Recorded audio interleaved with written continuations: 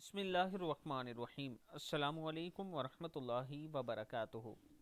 رنج، مصیبت اور پریشانی ایسے ختم ہوگی اگر آپ اللہ تعالیٰ کا یہ اسم اعظم 296 مرتبہ پڑھتے ہیں، اور اس سے پہلے درود شریف اللہم صلی علی محمد وعلی آل محمد کما صلیت علی ابراہیم وعلی آل ابراہیم انک حمید مجید، اللہم بارک علی محمد وعلی آل محمد کما بارکت علی ابراہیم وعلی آل ابراہیم انک حمید مجید پڑھ لیتے ہیں، اور پھر آپ 296 مرتبہ اللہ کا یہ نام یا صبور پڑھ لیتے ہیں۔ 11 دن تک پڑھیں، اللہ تعالیٰ آپ کی مصیبت، پریشانی، غم سب کچھ ختم فرمائے گا۔